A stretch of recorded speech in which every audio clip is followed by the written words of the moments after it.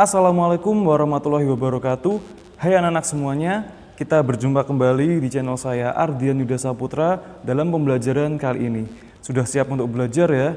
Pastikan kalian semua dalam keadaan yang bersih dan jangan lupa berdoa agar ilmu yang kita dapatkan nanti bisa membawa kebermanfaatan. Pada video sebelumnya telah kita bahas tentang penerapan Pancasila di masa awal kemerdekaan. Pada masa itu terdapat banyak tantangan yang dihadapi oleh bangsa Indonesia, seperti pemberontakan PKI di Madiun, pemberontakan Darul Islam, Tentara Islam Indonesia, pemberontakan Republik Maluku Selatan, dan lain sebagainya. Di video kali ini kita akan bahas penerapan Pancasila di masa Orde Lama, Orde Baru, dan masa Reformasi.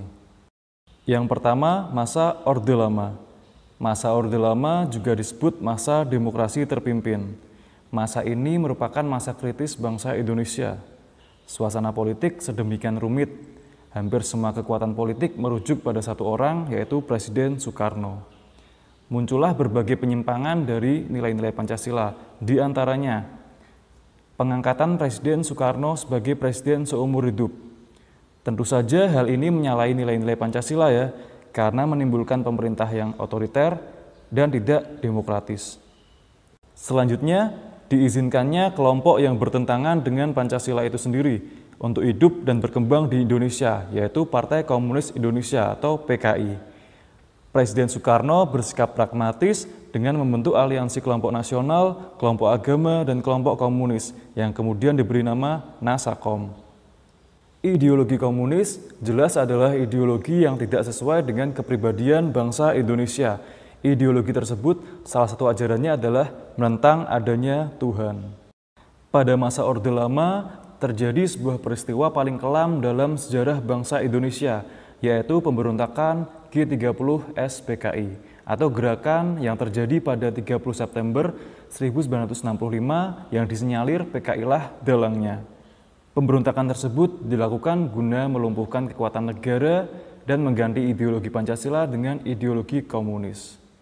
Beruntungnya, upaya tersebut berhasil digagalkan. Pancasila tetap bertahan, tetap sakti, tak ada yang mampu melemahkannya.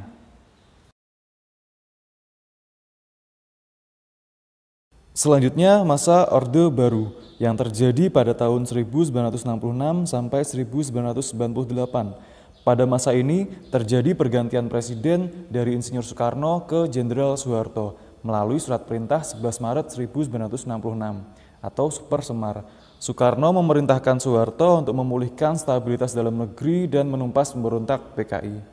Harapan baru muncul di tengah kegalauan bangsa pasca G30 SPKI.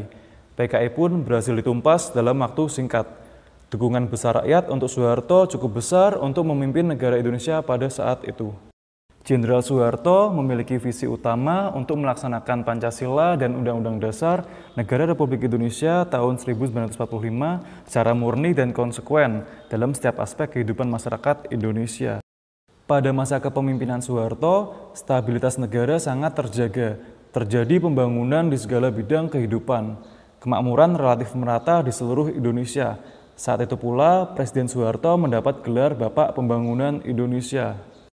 Namun, dukungan besar rakyat kemudian disalahgunakan Presiden Soeharto untuk mengukuhkan kekuasaannya. Beberapa penyimpangan yang terjadi pada masa Orde Baru diantaranya adalah dibatasinya kebebasan pers dan kebebasan berpendapat. Pada saat itu, banyak surat kabar atau majalah yang dicabut surat izin penerbitannya dengan alasan telah memberitakan peristiwa yang bertentangan dengan kebijakan pemerintah. Beberapa aktivis politik atau wartawan diberitakan hilang atau ditangkap setelah menyuarakan aspirasinya. Pada masa itu juga dibatasi kebebasan dalam berpolitik. Saat itu hanya diperbolehkan 3 partai politik saja, yaitu Partai Persatuan Pembangunan atau PPP, Golongan Karya atau Golkar, dan Partai Demokrasi Indonesia atau PDI. Penyimpangan lainnya adalah munculnya beberapa peristiwa pelanggaran hak asasi manusia seperti kasus Tanjung Priok, kasus Marsinah, kasus wartawan Udin dari harian Bernas Yogyakarta, dan lain-lain.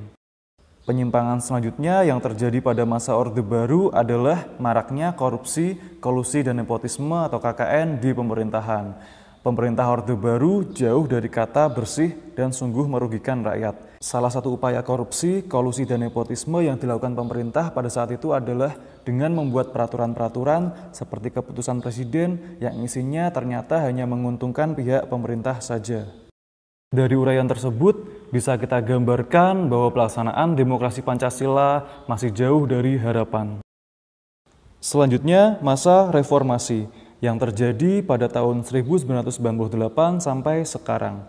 Masa reformasi dimulai sejak turunnya Presiden Soeharto yang kemudian digantikan oleh B.J. Habibie. Pada saat itu, kehidupan demokrasi di Indonesia kembali bergairah. Partai politik baru bermunculan meramaikan panggung politik. Kebebasan pers pun kembali dimanfaatkan. Kebebasan yang mewarnai kehidupan masyarakat Indonesia saat ini meliputi berbagai macam bentuk, mulai dari kebebasan berbicara, berorganisasi, berekspresi, dan sebagainya.